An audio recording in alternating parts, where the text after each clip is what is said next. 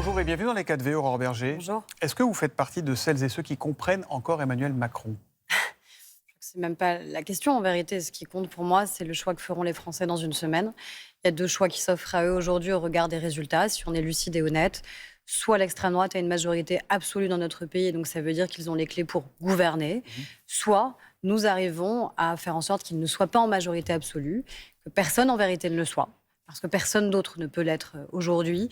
Et je l'espère, à créer une coalition avec des gens qui sont responsables pour l'avenir de notre pays. Vous pensez à qui? Avec qui pouvez-vous faire une coalition?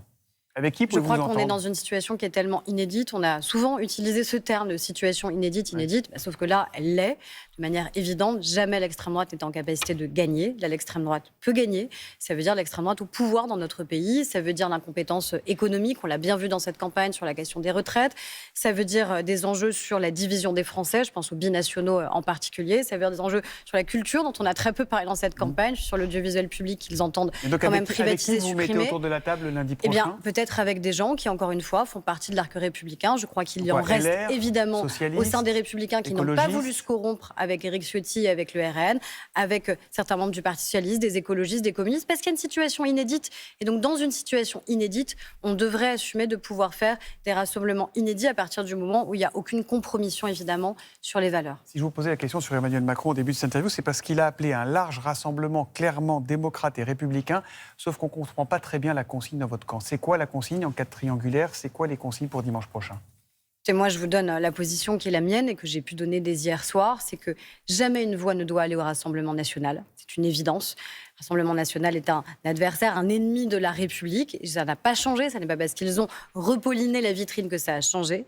Mais de la même manière qu'il ne doit pas y avoir une voix pour le Rassemblement national, moi, je n'accepte pas qu'il y ait des compromissions avec ceux qui ont assumé présenter des candidats, qui ont eu des ambiguïtés, si ce n'est plus, avec l'antisémitisme en particulier. Je pense à la France insoumise. Ça n'est pas ma faute si la France insoumise est devenue ça. Jean-Luc Mélenchon n'était pas le même il y a 10 ans ou il y a 15 ans. Il y a 10 ans ou il y a 15 ans, je n'aurais pas hésité.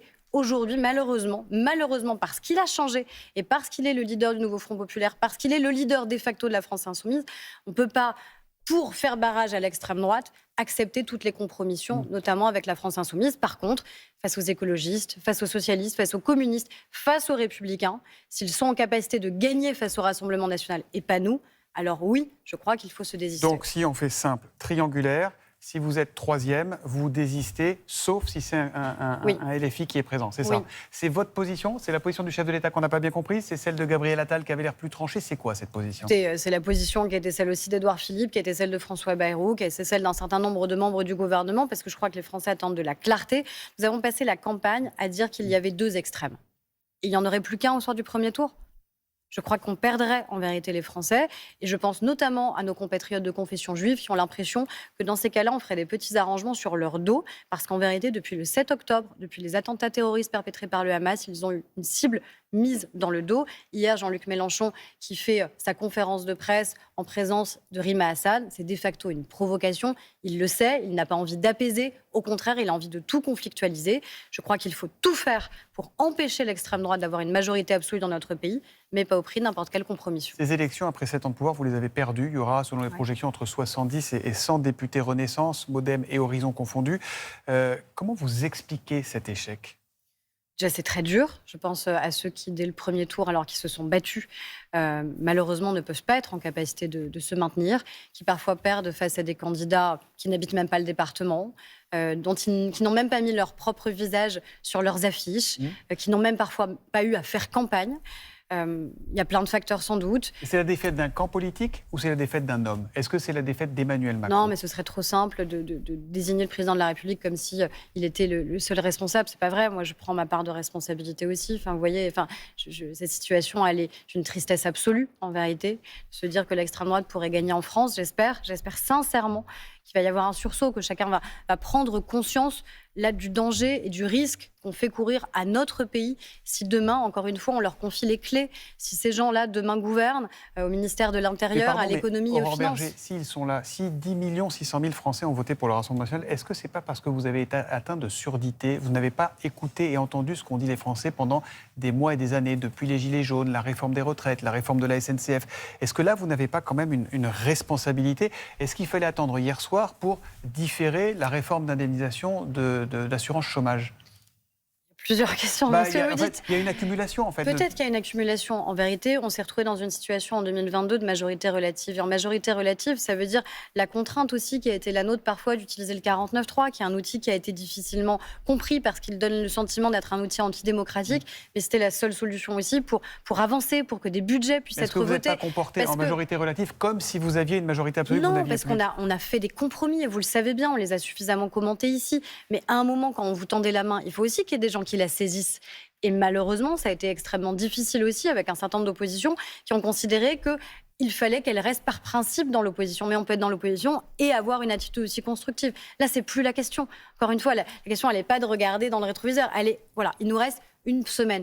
Une toute petite semaine de campagne, 5 jours de campagne, pour convaincre que le Rassemblement national, que l'extrême droite dans notre pays ne peut pas, ne doit pas gouverner. Et le risque, encore une fois, que ça ferait courir à des millions de Français, le risque que ça fait courir sur nos retraites, sur notre épargne, sur les taux d'intérêt, sur l'image de notre pays à l'international, sur les investissements qui y seraient réalisés, sur la transition écologique, sur la culture. Il y a sur les femmes, je suis ministre en charge des droits des femmes, à chaque fois que l'extrême droite est arrivée au pouvoir, et pas il y a 20 ans ou il y a 30 ans, aujourd'hui, en Italie, en Pologne, en Hongrie, à chaque fois, les droits des femmes ont reculé. Ça a été l'une des premières mesures à chaque fois prises par des gouvernements d'extrême droite. C'est pas de la fiction, c'est ce qui peut arriver demain. Pourquoi je me suis battue pour qu'on intègre l'avortement dans notre Constitution ? Parce que malheureusement, on savait que c'était possible. Oui. On savait que c'était possible que l'extrême droite arrive. Elle peut arriver. Donc je dis aux Français, réveillons-nous collectivement, assumons-nous, ancienne majorité, les erreurs que nous avons commises. Mais là, à un moment, il faut qu'il y ait un sursaut collectif. Est-ce que la page Macron politiquement s'est tournée hier soir ? Le président de la République, il est président de la République jusqu'en Il 2027. le restera, même s'il y a une majorité Non, mais relative. Vous vous entendiez savez- peut-être Sébastien Chenu tout à Oui, l'heure qui disait, j'entends. si c'est ingouvernable, si tout est bloqué, il n'aura pas d'autre choix Mais que de très bien, partir. j'entends la nouvelle fable aujourd'hui de l'extrême droite, qui est de dire mettez le président de la République à la rue, obligez-le à démissionner, etc. Le président de la C'est lui République qui ne a transformé la démissionnera fable de la pas. dissolution en Le réalité. président de la Emmanuel République Macron. ne démissionnera pas. Ce n'est pas ce que font nos institutions. Et heureusement qu'on a de la stabilité, parce que je ne crois pas que notre pays ait besoin de plus d'instabilité encore. Je crois encore une fois qu'on a une semaine pour un sursaut démocratique, républicain, responsable. Ça veut dire beaucoup d'humilité de notre part, parce que oui, c'est une défaite. Il faut toujours assumer ses défaites et assumer ses erreurs. Mais je crois qu'il y a l'essentiel quand même qui est en jeu aujourd'hui. Merci beaucoup, Aurore Berger, d'être venu dans les Merci à cabinets. vous. Bonne journée à vous. Merci. Merci aussi à Sophie Berger.